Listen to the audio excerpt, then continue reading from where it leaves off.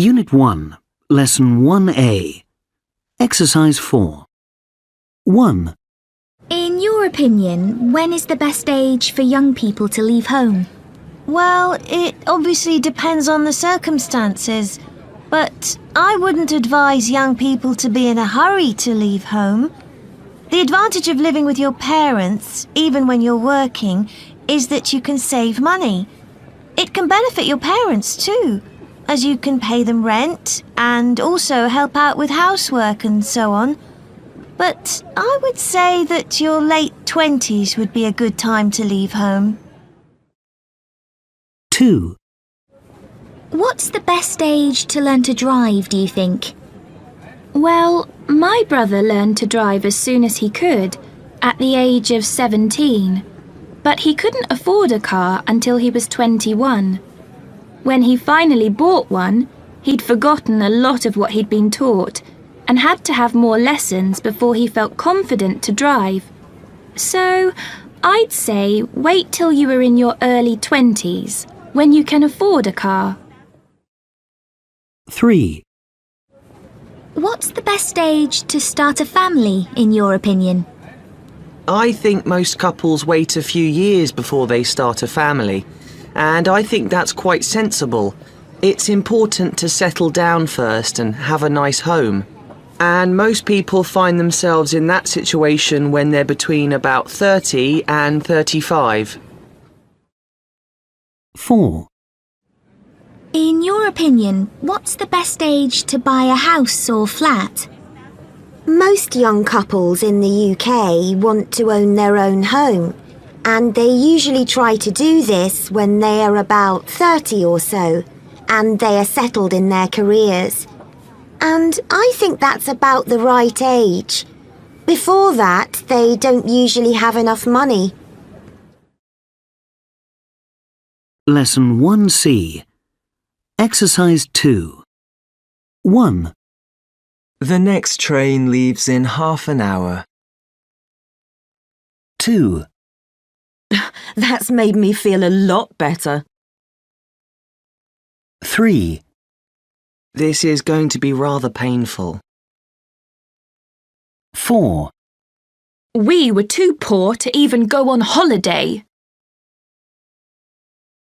Lesson 1C.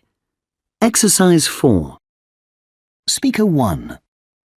You've had a bad time, haven't you? You poor thing. Do you want to tell me all about it? Sometimes it helps to talk to somebody. Speaker 2. It's a wonderful place. You really should go. The food is fantastic and there's so much to do there. You could never get bored. Speaker 3. It's important for me to have an expensive car because people see it and judge me by it. And they need to know that I'm a highly successful person who deserves their respect and admiration. Speaker 4. Watch out! Don't touch that fence. It's an electric fence. You'll get a shock. Stop! Lesson 1C. Exercises 6 and 7. 1. To be honest, I think you did really well. We could all see that Dad was about to lose his temper completely, and Lucy was pretty angry too. And then you suddenly started telling that long story about a family reunion 20 years ago. And everybody thought, what's he talking about? But it worked. You managed to change the subject, and everyone had a chance to calm down. So, well done. 2. In this month's edition of Family Issues, there's a fascinating feature on how to prevent arguments in your family. It's full of fantastic tips. How to get through a big family reunion without any tears, how to keep the whole family happy at mealtimes, and many more.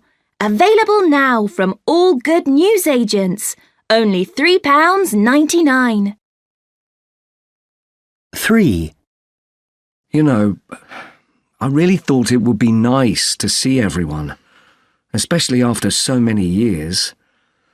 But I guess I was being too optimistic. As soon as we all got together, all the old arguments started again. My brother fell out with my dad, and they almost had a fight. I just thought, I can't stand this. So I went home. I didn't say anything to anyone. I just left. 4. There were 6 of us in the family home. Me, my mum and dad, my 2 brothers, and my grandmother. I loved getting up late on Sunday morning and smelling the roast dinner cooking in the oven. We always had roast dinner on Sunday. My dad cooked the meal, but my grandmother used to give him lots of advice he didn't ask for or want. They used to argue sometimes, but it was never a bad argument.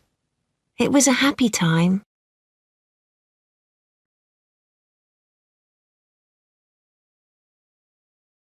Lesson 1G, Exercises 2 and 4. So, tell me about the English student who stayed with you. He was called Harry, and he stayed with us for a month. Did he share your room? No, he didn't. He had my bedroom, and I shared with my brother. It was fine. What are you going to do when your student arrives? Oh, we've got a spare room, so she'll sleep there. But we need to make the room nice for her, put up some pictures, that kind of thing. Yes, good idea. And will she go to school with you while she's there? Yes, she will. I hope she fits in okay. Harry really enjoyed going to my school. It took him a few days to feel comfortable there, though. He didn't understand most of the lessons because they were in a foreign language. Did he have to do the homework? Yes, he did. But, of course, the teachers knew about the language problem. He actually did well in some subjects. He helped me with my maths. My student only speaks English. She's going to have problems at school, I'm sure. But she'll learn quickly. You'll be surprised. I suppose so. Actually, I'm not really worried about school.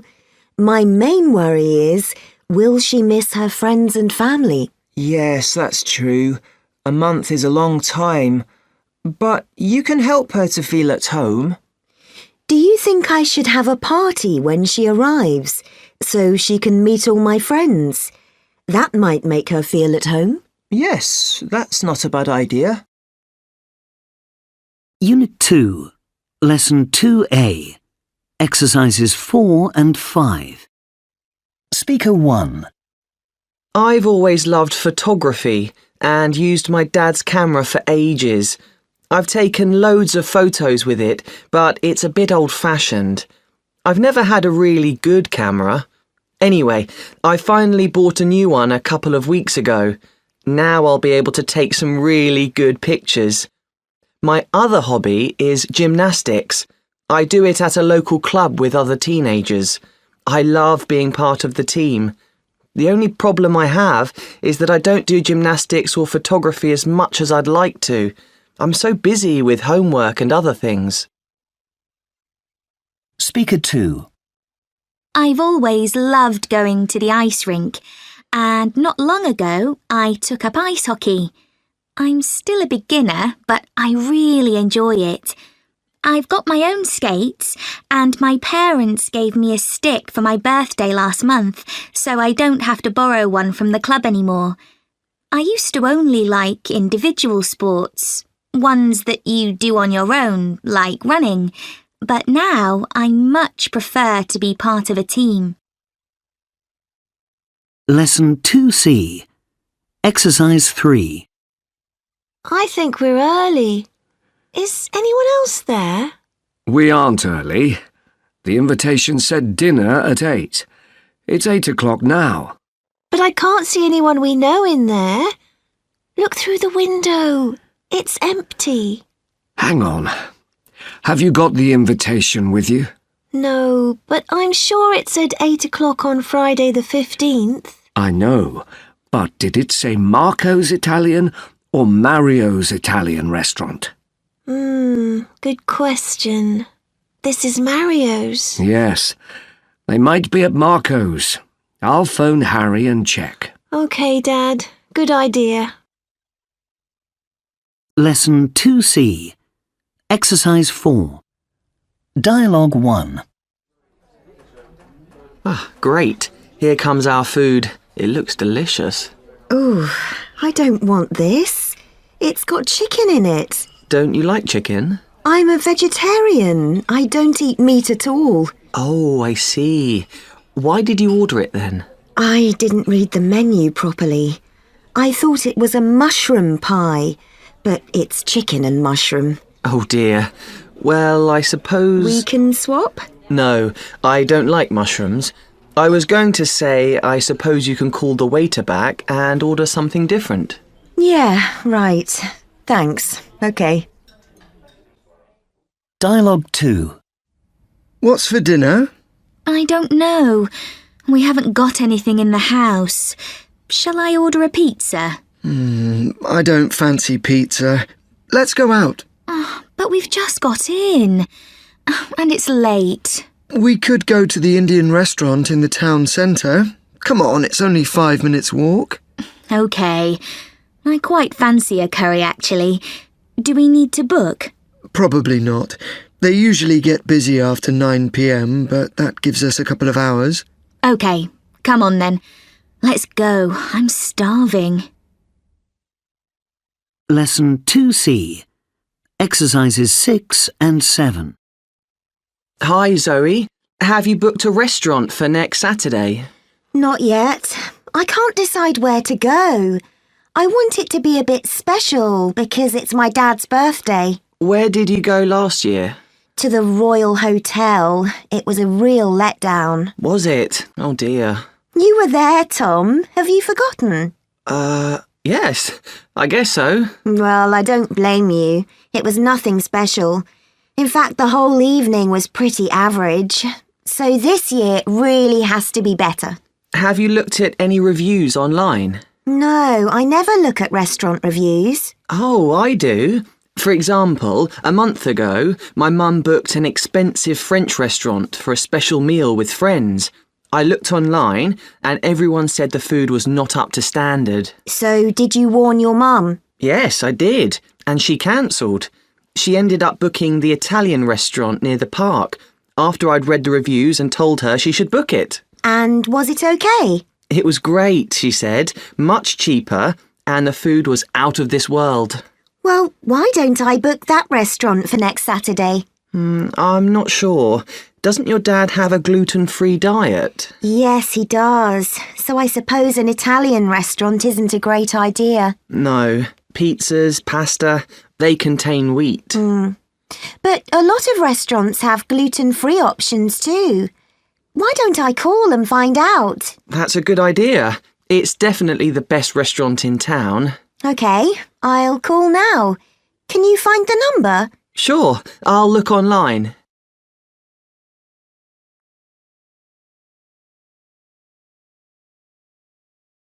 Lesson 2G. Exercises 3 and 4. It's my birthday on Saturday. I'd like to go out for the day with you and a group of our friends. What do you think we should do? Well, I'm quite keen on bodyboarding. I've never done it before, and I'd really like to try it. Sorry, but I don't think that's a very good idea. Some of my friends don't have bodyboards. What about abseiling? I quite fancy trying that. I think parkour is a better option than abseiling because you don't need any equipment. Oh no, I really don't want to do parkour. It doesn't appeal to me at all.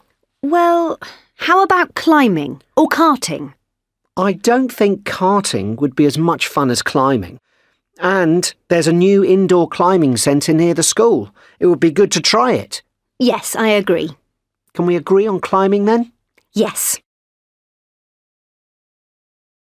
Unit 3, Lesson 3A, Exercise 4.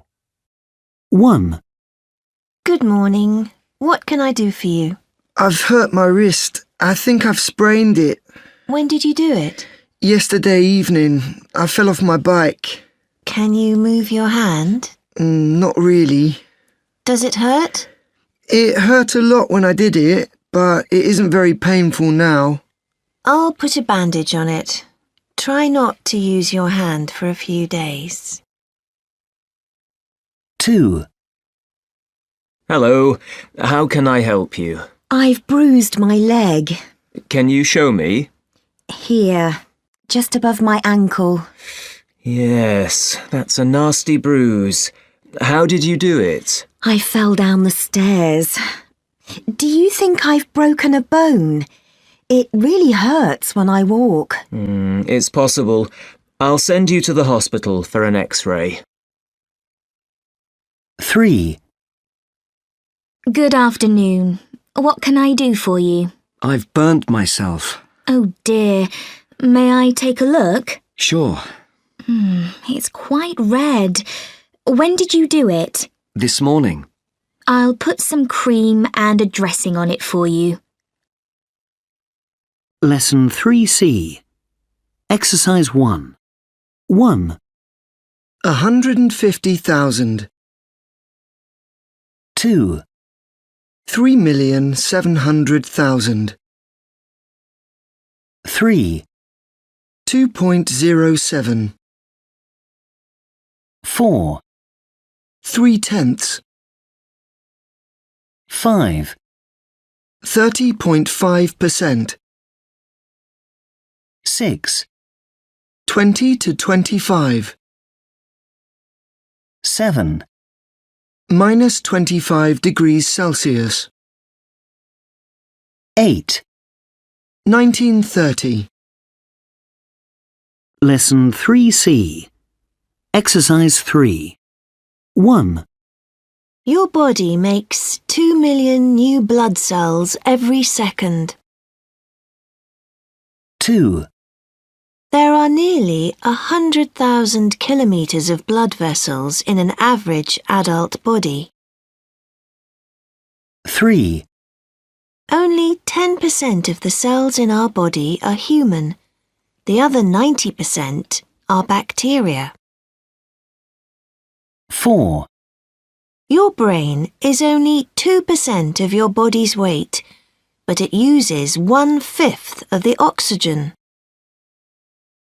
5, Your temperature is usually about 0.5 degrees Celsius lower in the morning than in the evening. 6, Blondes have about 30,000 more hairs on their head than people with black hair. 7, Adult humans have 206 bones, but newborn babies have a lot more. 8, The smallest muscle in the body is inside the ear. It is only 1.27 millimeters long. 9, Men usually stop growing when they are 20 to 22 years old. Women when they are 15 to 16. Lesson 3C, Exercise 4. You have been looking at how the human body copes with very low temperatures, is that right? Yes, that's right. And what have you found? Well, it's an interesting question. Of course, freezing temperatures are bad for the body. You can get frostbite if your skin freezes. And about 2/3 of people whose body temperature falls below 28 degrees Celsius actually die.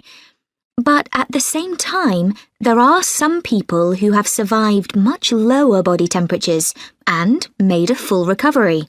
Can you give us an example? Yes, there's the famous case of a Swedish woman called Anna Borgenholm.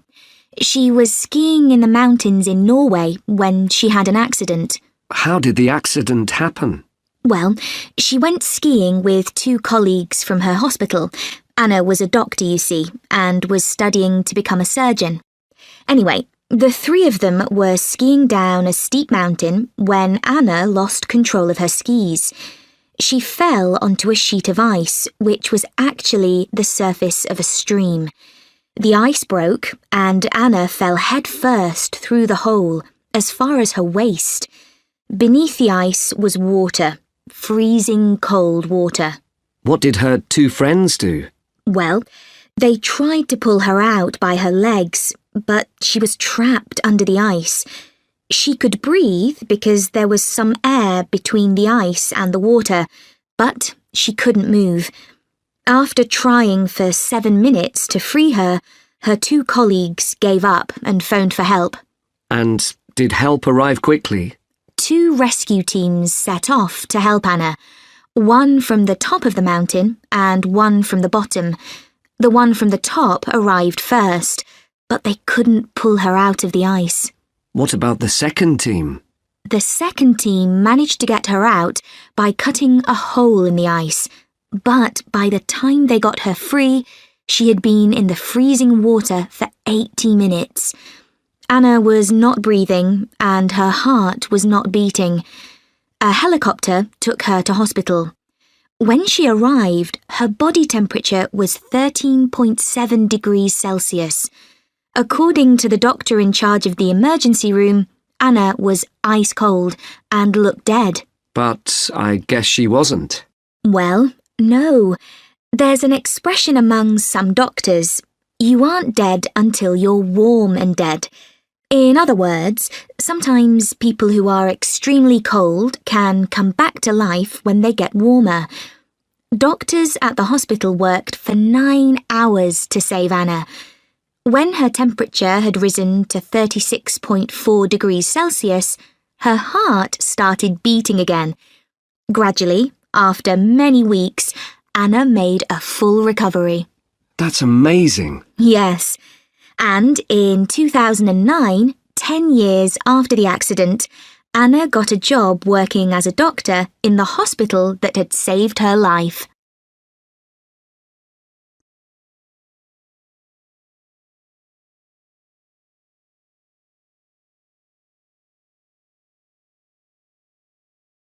Unit 4, Lesson 4A. Exercise 3. My ideal home is in the city. It's a contemporary flat in an impressive modern building in a lively area. It's conveniently located for shops, restaurants and cinemas. Inside, it isn't at all cramped. In fact, it's very spacious. Lesson 4C, Exercise 1. Speaker 1. I got a new bed 2 weeks ago, and to be honest, I don't think I've had a good night's sleep since I got it. Speaker 2. I've got a new next-door neighbour. I saw him carrying some chairs into his flat last night. I was just going out, so I didn't have time to have a word with him. Speaker 3. I'm sorry, my husband is on a camping trip in the mountains this weekend. There's no way to get in touch with him until Monday. Speaker 4. I couldn't take part in the race last weekend. I made a big effort to get fit for it, but I wasn't ready, and 42 kilometres is a long way. Lesson 4C, Exercises 3 and 4. 1. Can I help you? Yes, I'd like an application form for housing benefit. Certainly. This is the form you need. Thank you. Do I return it to you? No, you don't. You need to complete the form and then send it by post to the local authority. But if you require assistance in completing the form, we can offer that here. I see. Thank you. Is there anything else? Yes, there is one thing. Is there currently a long delay? I need the money quite urgently. All new applications are treated as a high priority. There shouldn't be a delay of more than a week. Thank you. You've been very helpful. 2. Ladies and gentlemen, thank you for coming to this event organised by Rooftops, our local charity for homeless people. I know that many of you are regular supporters of our charity, and we are extremely grateful for that support. As many of you are aware, the number of people who regularly sleep rough in our town centre is continuing to increase sharply. And I know that many of you already show your support in ways that do not involve money. For example, talking to them, giving advice, treating them as human beings. But we all know that there is only one long-term solution to their problem. They need a job.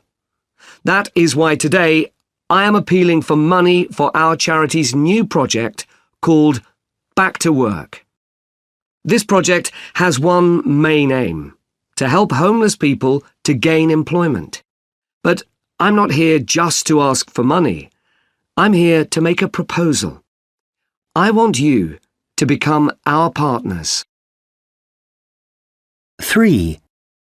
Last year, I took part in the big sleep out with a group of friends from school. I was quite anxious about it, to be honest. The weather forecast said the temperature was going to be -4 degrees Celsius that night. In fact, I was so worried that I almost didn't turn up. But I didn't want to let my friends down, so I found all my warmest clothes. I had about 4 jumpers on, and I borrowed my brother's sleeping bag. And, in fact, I wasn't cold at all. Well, only my face, but it was fine. We had a great time because there were about 50 people doing the sleep out all together, and we knew quite a few of them. And the fact that it was freezing cold made us feel like we had really achieved something.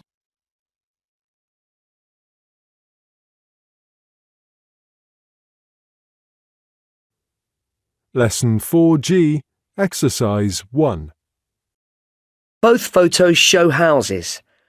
The house in photo B is in a fantastic place, with lovely views down to the beach. The house in photo A is right by the beach. The house in B stands on its own, whereas the house in A is too close to other houses, so there wouldn't be much privacy. The house in photo B is much bigger than the house in photo A. The house in A doesn't look very spacious. It isn't much bigger than a bungalow. I think I'd rather stay in the house in photo B. One reason is that I'm a keen windsurfer, and the beach looks ideal for that. Finally, I much prefer older houses, as they are generally cosier and more charming. The house in A looks a bit boring to me. Unit 5. Lesson 5A. Exercises 3 and 4. You know how Facebook works, don't you, Francis? Yes, I use it all the time. Can you help me with it? Sure. What do you want to do? Well, I've never used it before, so I was thinking of joining. OK, that isn't difficult. So, first of all, go to facebook.com. Then click on the sign up button and enter the information. OK. Name. Email. Password. Date of birth.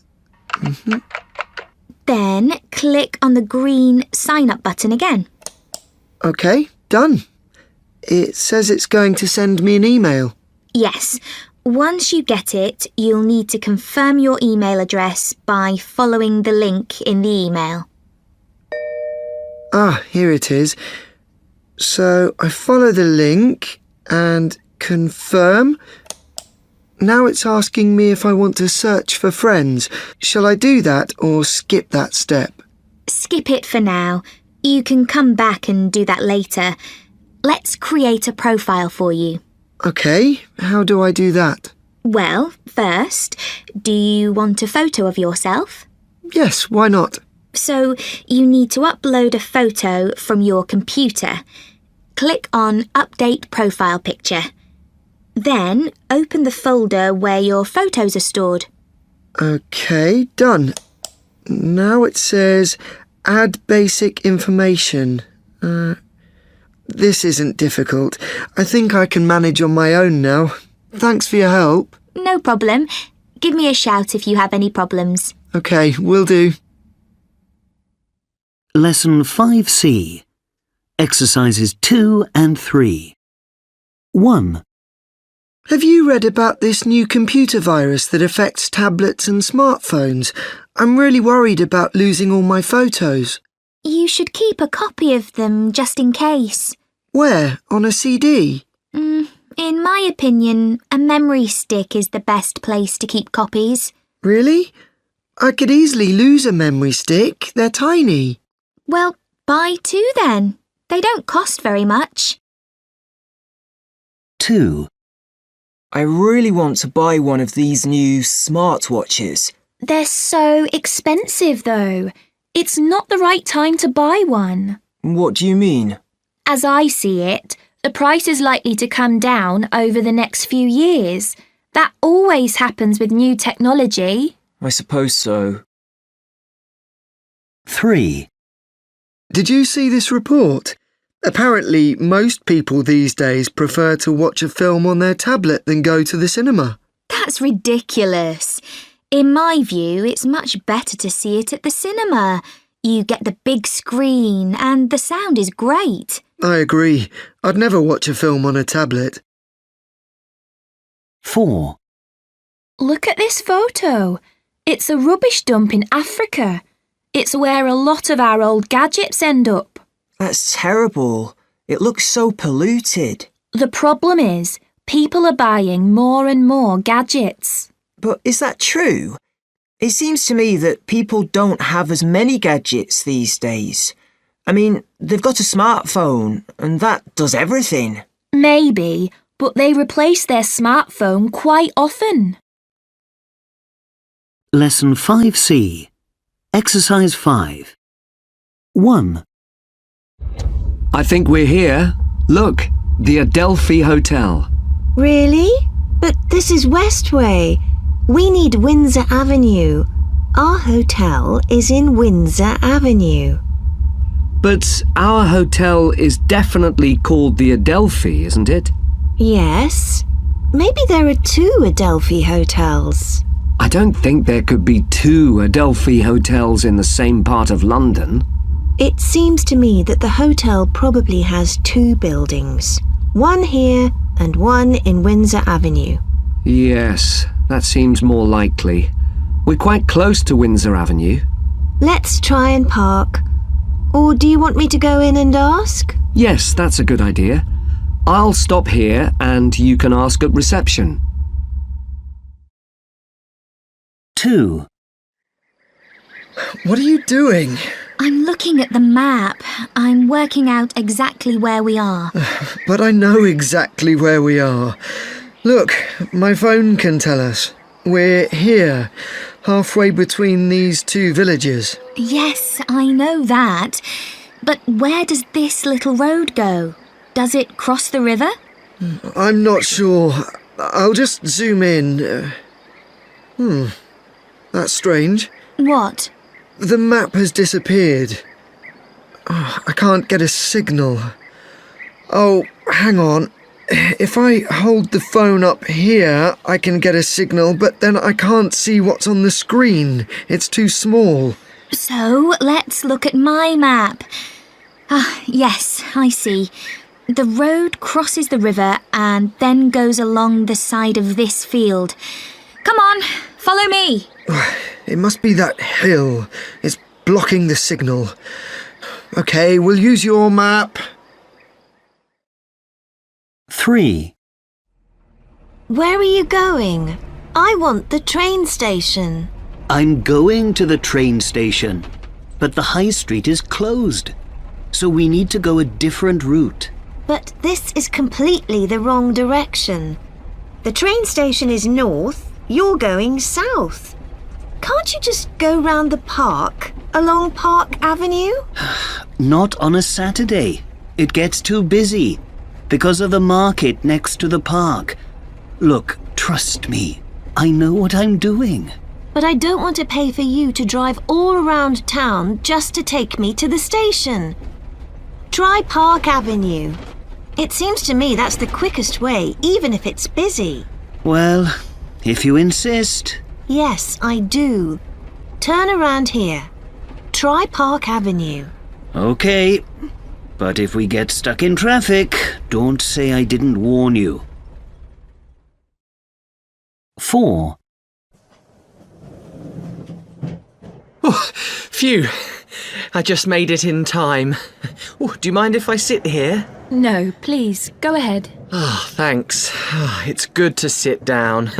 I really thought I was going to miss this train. Yes, you got on just before it left. I had to run to the platform, but at least I can sit down now, all the way to Oxford. Oxford?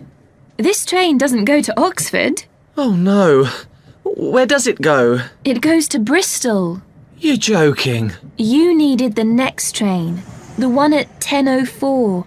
This is the 9:55 to Bristol. But it was after 10 o'clock when I got on. I know. We left a bit late, but it's definitely the train to Bristol. Oh, what am I going to do? I'm going to an interview in Oxford. I can't be late. Don't worry. This train stops at Reading. Just get off there and wait a few minutes. You can get on your train to Oxford. You won't even need to change platform. And you'll get to Oxford on time. Oh, great. Thank you so much. No problem.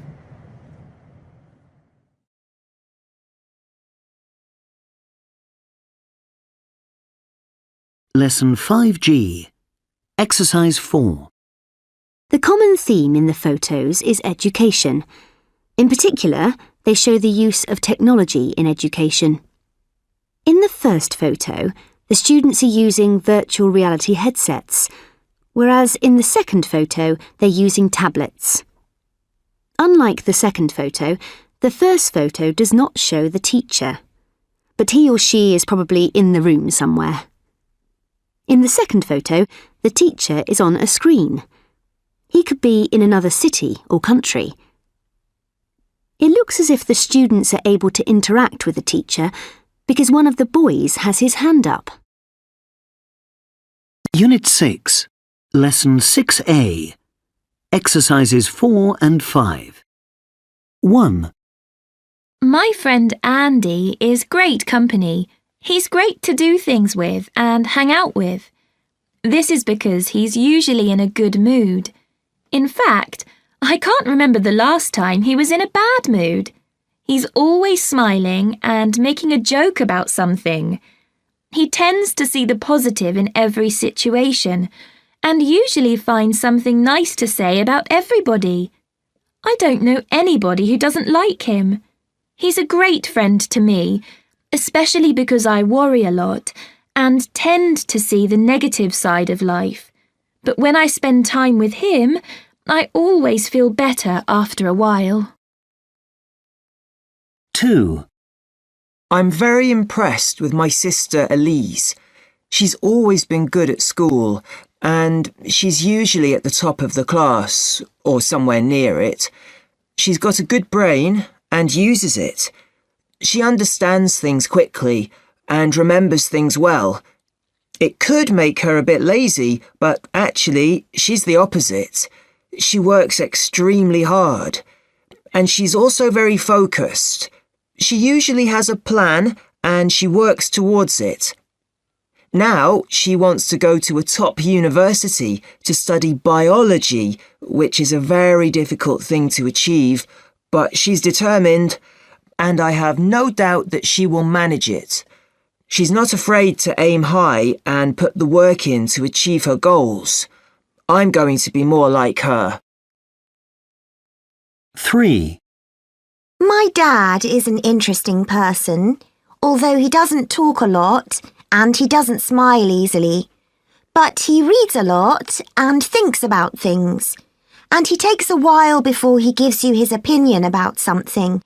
But that's okay, because when he does finally express his view on a topic, then you know it's worth listening to and you might learn something.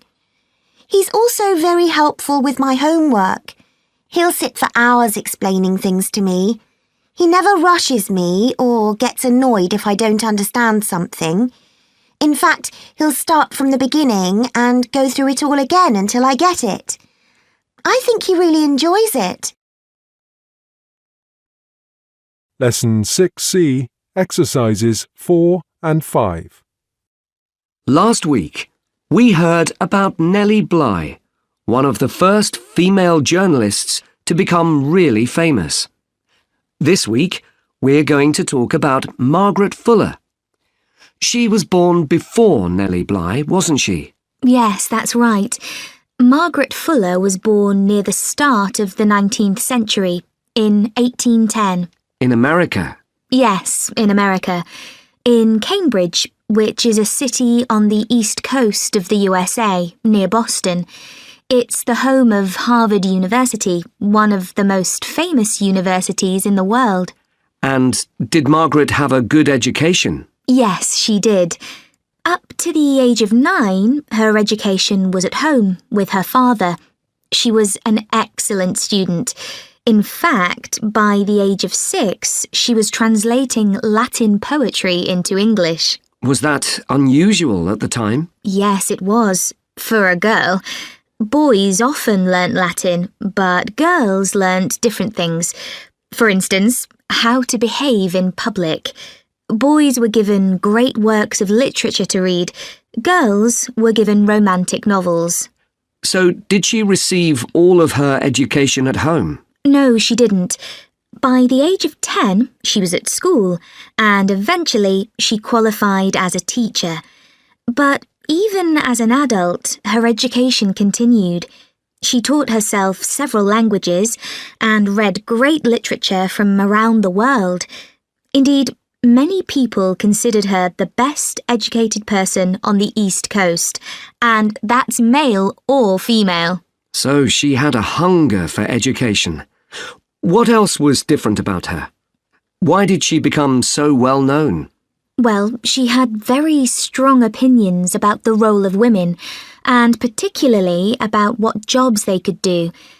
At that time, there were certain jobs which people thought of as suitable for women. For example, being a teacher. Margaret believed that a woman could do any job that a man could do. And what job did she do? Well, after teaching, she became a journalist. She worked for the New York Tribune and became its first female editor. She also wrote reviews for it, as she was well known for having strong opinions about literature. Some of the reviews she wrote were very negative. As a result, she was not always popular with novelists and poets of her time. Did she only write about literature? No, she was interested in many different topics. For example, she went into prisons and wrote about the conditions there. She wanted to make them better. She also wanted to change people's attitudes to Native Americans and African Americans. So she fought a lot of good causes. Yes, she did. She definitely tried to make the world a better place. Mind you, during her lifetime, she was actually best known for being bad-tempered. Oh dear. Well, I suppose sometimes strong opinions can make you unpopular.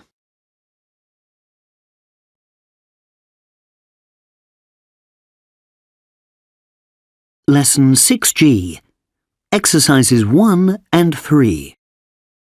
I'm ringing to inquire about the job of fruit picker, which I saw advertised on your website.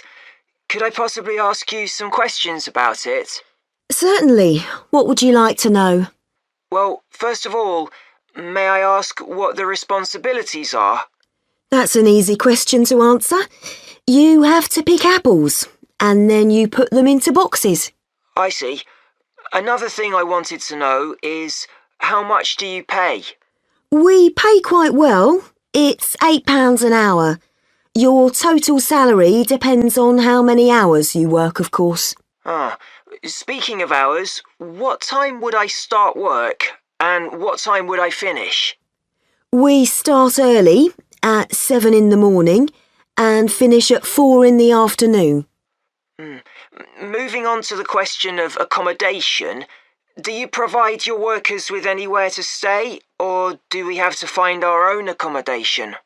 No, we don't provide accommodation, I'm afraid, but there is a large hostel near the farm. OK, thanks very much for your help. I'll have a think about it and get back to you. You're welcome. Bye now. Goodbye. Lesson 6G. Exercises 5 and 6.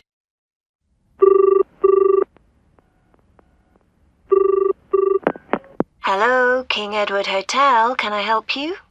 Yes, I'm ringing about the job of hotel receptionist. I'll put you through to the manager. Hold the line, please.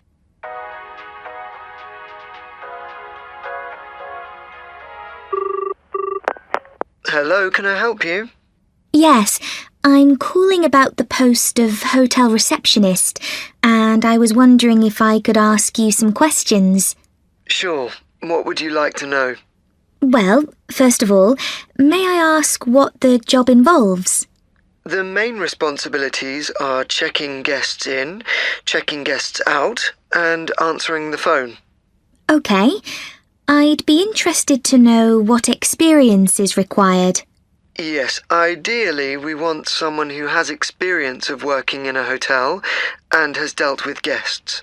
Well, I worked in a hotel in my hometown for 3 months last summer. That sounds ideal. And knowledge of French or Spanish would be an advantage. I speak a bit of French. That's good. You also need to be polite and hard-working and very patient when dealing with the guests. Yes, I'm sure I can do that. Moving on to the question of pay, I'd like to know what the salary is. The salary is £250 for a 35-hour week. And are travel expenses included? No, they aren't. I see. Thank you. Well, we're interviewing next week. If you are still interested, please fill in the application online and we'll contact you. Unit 7. Lesson 7A. Exercises 3 and 4. 1. You're a dance student, aren't you, Ella? What kind of dance do you study and why? I'm training as a ballet dancer, but I also study music. I love the movement of dance combined with the music. When a ballet is performed, the music plays such an important role. Some of the great classical composers wrote wonderful music just for dance. What kind of dance career do you hope to have in the future? I would like to work in a small, modern company where new combinations of dance and music are created. And I would like to choreograph ballets as well as perform them. 2. Josh, you were a student at art college. What are you studying? College is great for trying out all forms of drawing, painting and design.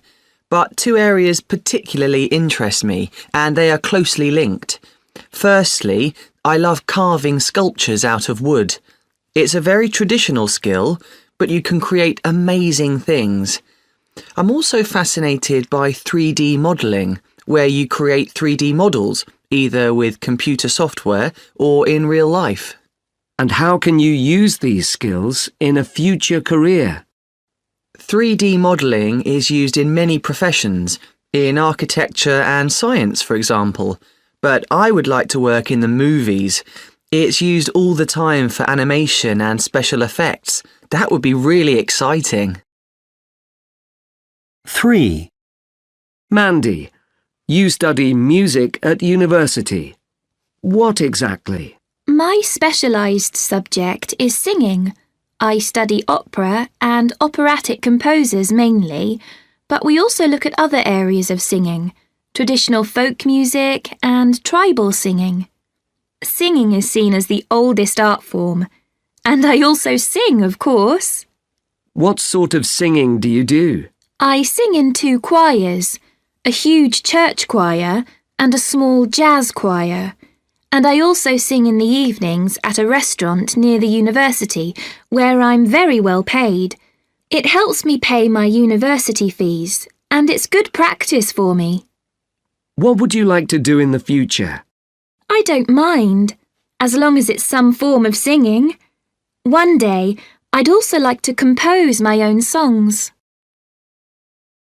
Lesson 7C. Exercises 2 and 3. 1. Josh. I went to see a modern dance performance with Katie last night. She's a big fan of dance shows. What did I think of it? Well, let's just say this. I'm glad Katie liked it. 2. Hannah. I went for a part in Cats, the musical. I didn't get it, though. That was no big surprise. There was only one part, and nearly 200 people went to the audition. Anyway, I've got 2 other auditions next week for different shows. 3. Ben. I went to an art exhibition last weekend. It was all modern art. With a lot of the pictures, it was hard to see the point. I just looked at them and thought, I could do that. That's how I always react when I see modern art, really. 4. Fatima. My dad and I often disagree about what music to play in the car. He says he likes pop music, but all his CDs are really ancient, from the 1980s. He claims it's much better than today's pop music, but that's ridiculous. I reckon it just reminds him of his youth. Lesson 7C. Exercises 4 and 5. Speaker 1. When I was a teenager, I was really into writing poems. I did it all the time, and I thought they were brilliant. They were all about love and death and big topics like that, very serious stuff. I guess I was a typical teenager in that respect. Anyway, I sent some of these poems to a poetry magazine, and they published one of them. I was so happy. I showed it to all my classmates, and I actually think it made me more popular. They were impressed. At that time, I actually had ambitions to be a poet professionally, but in fact, I'm a dentist. Speaker 2. I was in London about a year ago and had to get the tube from Westminster to London Bridge. I was in my seat, and when I looked up, I noticed a poster on the wall of the carriage with a poem on it. So I read it aloud. It was short, only a few lines. A very romantic poem about what it feels like to be in love. And this girl opposite me said, "That was beautiful. Did you write it?" She didn't know I was reading it from a poster.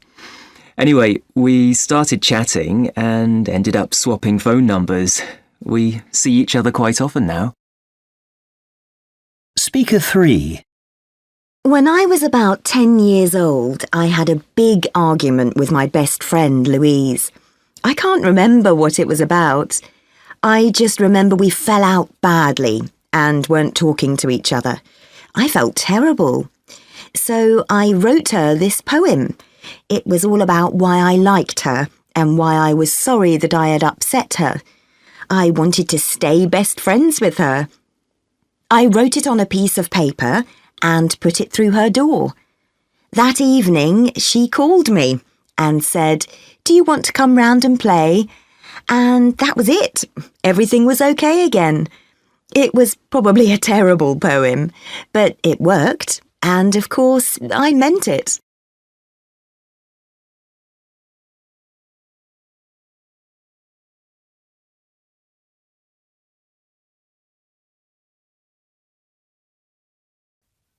Unit 8, Lesson 8A, Exercise 4. A. They work efficiently. They recommend some interesting activities I could join at weekends, for example, pottery class or a sports event. They also deliver maps for each region of the city, which is really helpful to me because most of the streets look the same and I cannot remember the name of the streets. I wish they provided more information about food courts or cheaper souvenir shops. B. I have spent 30 minutes looking for my car. I cannot remember on which floor I left it. I remember leaving it round the corner next to a post with a big number E2. But which floor was it? This is not the first time I have been so forgetful. The last time I even forgot to turn off the cooker before leaving home. Thanks to a phone call, I could come back in time and put out the fire in the kitchen. I guess old age is not that bad. C. I hate waiting in this cold. It is just round 4 o'clock, but it is dark and windy. I just want to jump into any vehicle to keep myself warm. I keep stamping my feet, but it does not make me better. The other students standing nearby are smoking and talking loudly. I overheard a few words. They are Egyptians, I guess. Don't they feel cold? Oh, the 4:20 is late again. Lesson 8C, Exercises 2 and 3. 1. There's one, on the other side of the road. Quick! Sorry, I tried to hail it, but it didn't stop, and I can't see any others. Shall we walk back to the hotel? No, it's too far. Well, let's start walking in the right direction. I'm sure another one will come along soon. Good idea. 2. Our ship sails at 7 in the morning. That's early. We'll have to get up at about 4 o'clock. It's quite a long drive. I know. Let's drive down the night before. We can check into the Aurora for the night. We've stayed there before. It's fine. And then we don't have to get up so early. Good idea. 3. We should go to the departure gate now. What's the matter? I think I've lost... Hang on. Where is it? What? What are you looking for? Your boarding pass is in your hand. No, it's not that. Oh, silly me. I checked it in, didn't I? Come on. Lesson 8C, Exercises 5 and 6. 1. OK, can everybody hear me? Good. Now, we've got all morning to explore the old town, take some photos, buy some souvenirs. If you want a map, I've got some here, just come and ask. But please, don't go yet. Listen to this, it's really important. Our coach is leaving at midday precisely. We can't be late because we've got a lot of distance to cover this afternoon. So I want everybody to be here at 10 to 12 at the latest, ready to board the coach. Is that clear? Please, please don't be late. If you are, we will leave you behind, I promise. 2. Good afternoon. I would like to welcome all new passengers on board and remind them that refreshments are available from the buffet car, which is situated between carriages 9 and 10. We also offer a trolley service for passengers who wish to purchase light snacks and beverages from their seats. Please be aware that we will be arriving at our destination a few minutes ahead of schedule. We'd like to thank you for choosing mainline railways and hope to see you again in the near future. 3. Good afternoon, ladies and gentlemen. This is Samantha, and I'm your chief flight attendant. On behalf of Captain Rogers and his crew, I'd like to welcome you aboard Western Airways Flight 456, our non-stop service from London to Paris, which will depart in a few minutes. Please make sure your seatbelt is correctly fastened prior to takeoff, and that your seat back and tray are in an upright position. Any electronic equipment must be turned off due to the possibility of interference with our onboard navigation systems. Thank you.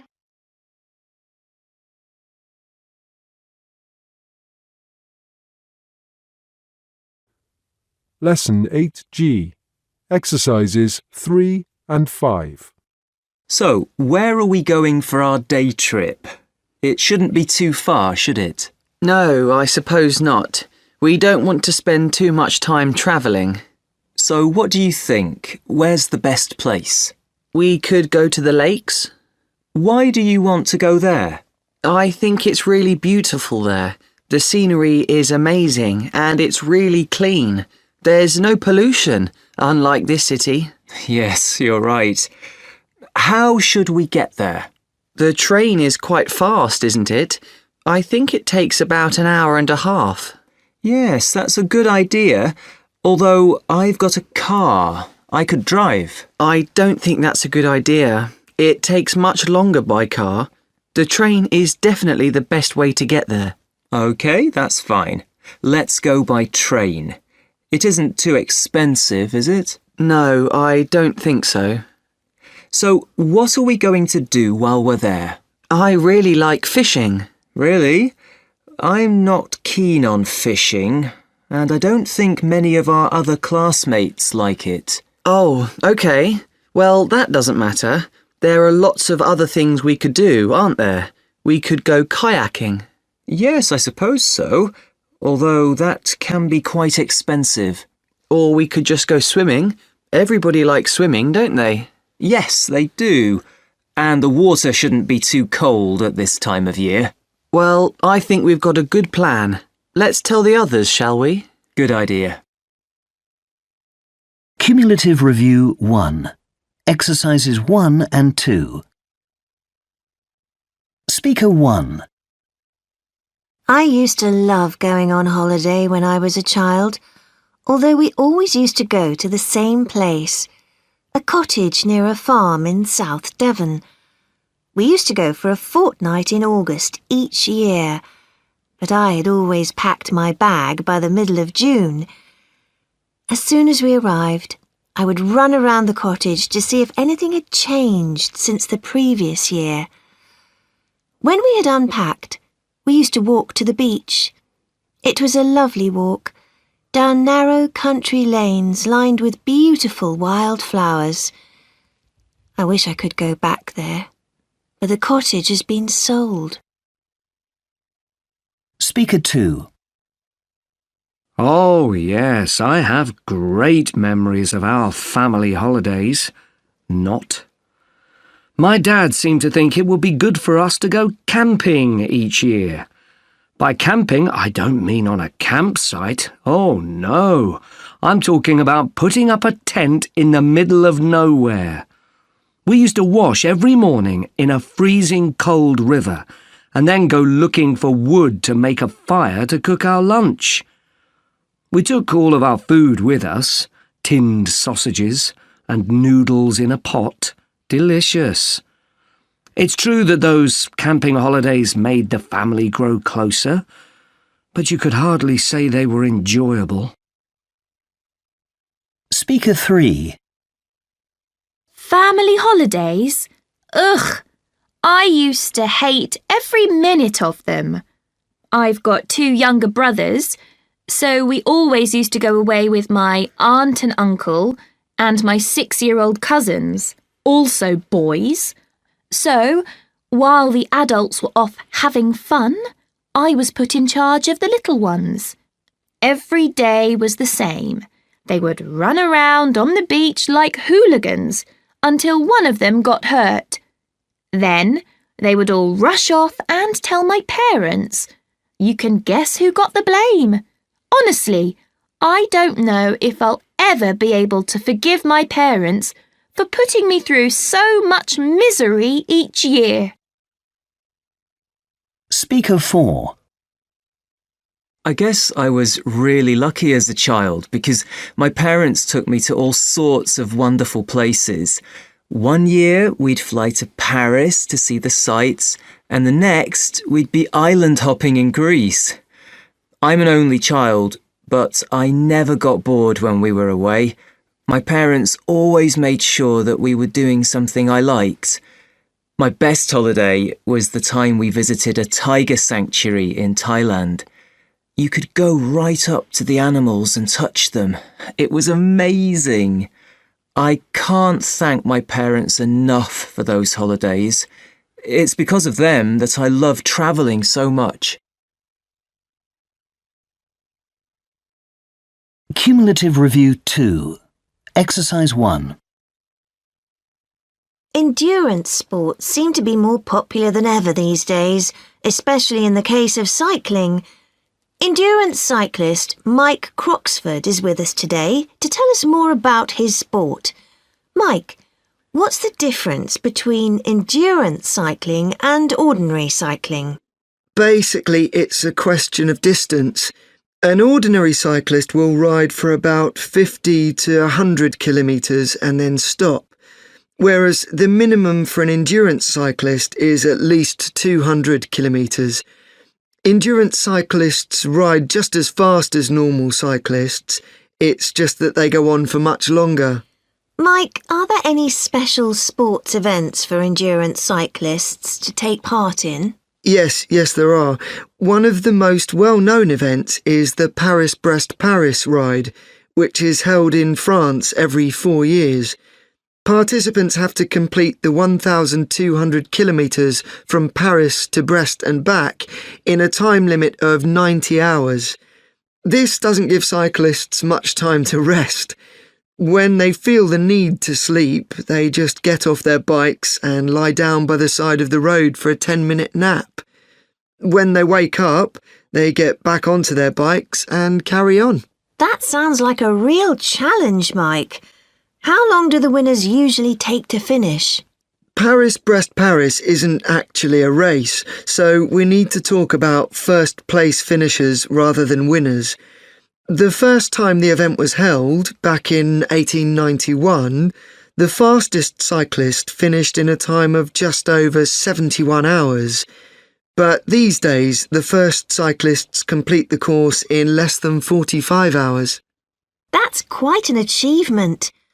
Are there any other important endurance cycling events? Yes, there are.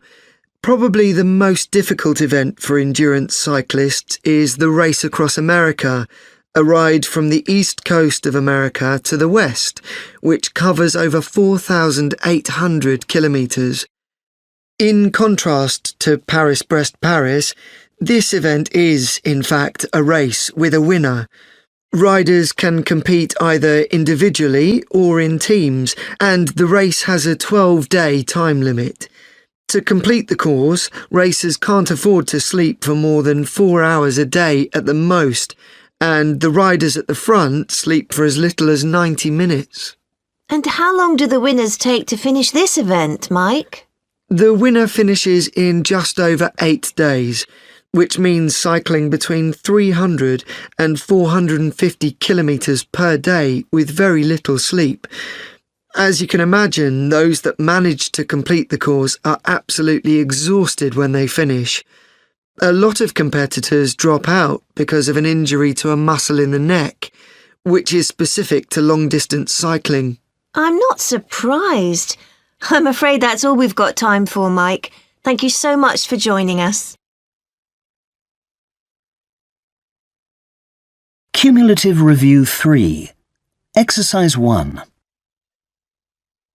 1. Listening to music on the go is a wonderful thing, as long as you have the right headphones. The ones that go over your ears are too big, and they are quite difficult to carry around. In-ear headphones are better, but no matter how carefully you put them in your bag, the cables always get tied up with something. Enter the world's first wireless smart in-ear headphones. You can store music on them, take phone calls with them, wear them swimming, and even track your fitness with them. Awesome! 2.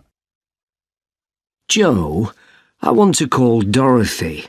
Can you show me how to use this phone? Sure. Have you turned it on yet? Press that button on the side. That's right. Now you have to unlock the phone. Swipe that key to the right. Good. Now it's unlocked. Who did you say you wanted to call? Dorothy, my sister. OK. Then press Contacts. Right. And scroll down the list until you find her name. There it is. Now touch her name. Good. and there's her number. All you have to do now is touch the number and you'll be calling her. Easy. 3. Hello, this is Jake from the repair shop. I'm calling to tell you your device is ready for collection. I'm afraid the screen we fitted was more expensive than we thought, so the repair is a little bit more than we told you the other day. It'll be €85 instead of €60. Also, to let you know that we've got some new covers in the shop. We really do recommend that you get one for extra protection. Anyway, you can have a look at them when you come into the shop. Thanks a lot. 4. What's that you're wearing, Ben? Is it a smartwatch? Yes, it is. I got it for my birthday. Wow! Let me have a look at it. Gosh, it's really small. Well, that's the whole point, isn't it? You wouldn't want to be wearing a massive great phone on your wrist, would you? No, I suppose you're right. Actually, I was hoping for one with a colour display, but they were a bit expensive. Black and white is a bit dull, isn't it? How long does the battery last? It can go for a whole week before it runs out. That's amazing. Most smartwatches only last for a couple of days. I know. 5. And now for some environmental news. A French company has come up with a new design for a wind turbine. The device looks a lot like a tree, complete with trunk, branches and leaves. The frame of the tree is made of white steel, and the trunk separates into 3 branches capable of holding 72 small green turbines. The turbines are able to spin with wind blowing as low as 7 kilometers per hour to generate electricity. The trees are currently only being installed around France, but there are plans to export them to neighbouring countries in the near future. Cumulative Review 4. Exercises 1 and 2. Speaker 1. I have great memories of an exhibition I saw once at Bristol Museum featuring works by the street artist Banksy.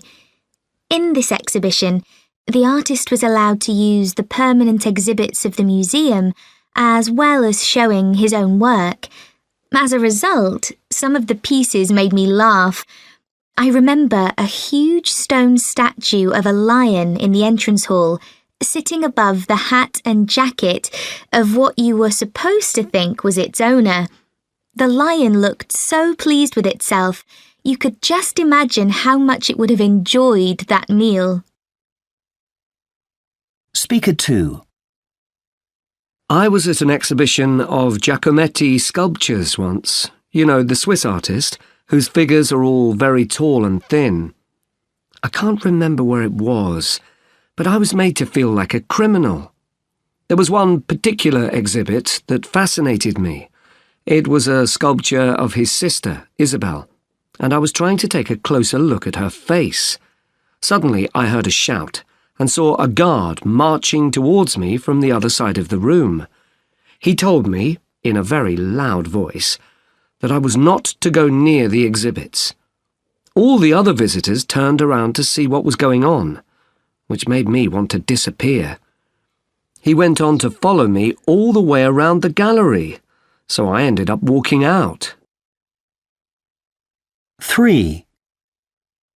I think one of the artworks that has impressed me most was something I saw in the Egyptian Museum of Berlin.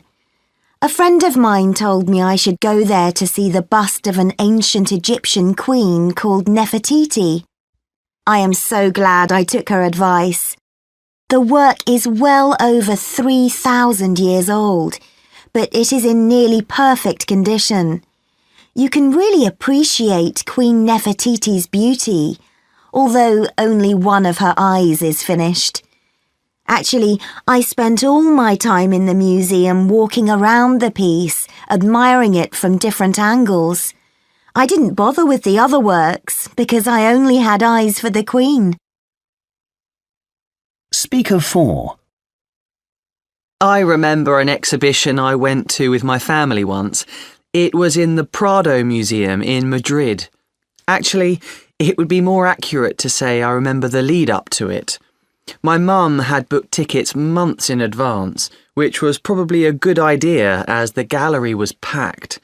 In fact, there were so many people that I started feeling dizzy while we were waiting in the queue. Who knows what we were going to see? I certainly didn't, because I never made it through the door. Before I could faint, my dad took me off to find a doctor. That was the end of the exhibition for us, and I could tell that my mum wasn't pleased. Cumulative Review 5. Exercise 1. 1. Can I have your attention, please, ladies and gentlemen? Thank you. Just a few things before we set off for Plymouth. This coach is fitted with seat belts, which must be worn for the duration of the journey. Passengers caught not wearing one may be fined up to £500. The exits are the doors at the front and back of the vehicle, and the emergency exits are through the windows.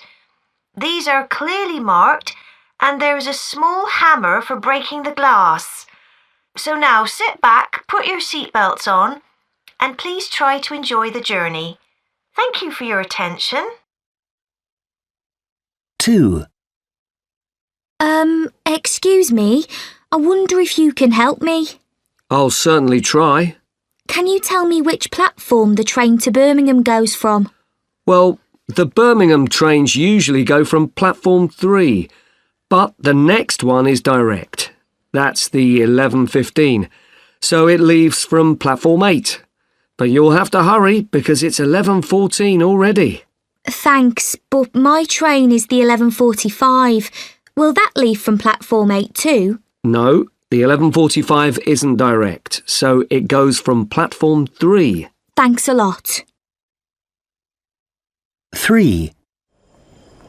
This is an announcement for passengers waiting at gate B28 for flight EZY 6035 to Bristol.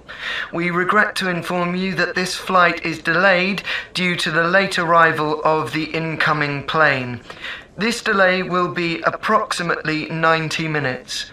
Please be advised that because of the delay, the gate number and boarding time of your flight has been changed. The flight will now be boarding from gate A8 at approximately 14:25. That's 25 past 2 at gate A8. We apologise for the inconvenience.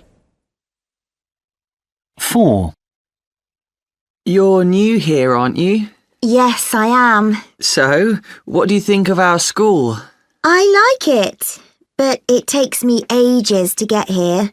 I walked this morning and it took me nearly half an hour. Oh, where do you live? Near the shopping mall on the other side of town. Me too. Why don't you get the bus? The number 23 stops right outside school. That might be better. Does it go from the mall? I've seen some bus stops outside the front entrance. No, the 23 goes past the car park and stops outside the cinema. Why don't we get the bus home together after school? Then I can show you the bus stop. Thanks, that would be great. 5. Why spend hours waiting at the airport when you could spend a day or more relaxing at sea on the way to your holiday destination? Our ferry service operates a luxury cruise to Spain with a choice of routes from Plymouth and Portsmouth to Santander and Bilbao. Departures from Plymouth are on Sunday afternoons, and by Monday lunchtime, you will be arriving at Santander. The return journey is on a Wednesday evening. From Portsmouth, there are 2 sailings each week to both Santander and Bilbao. Choose the best crossing for you or mix and match routes as you please. Our onboard experience allows you to get into the holiday spirit from the moment you leave the country.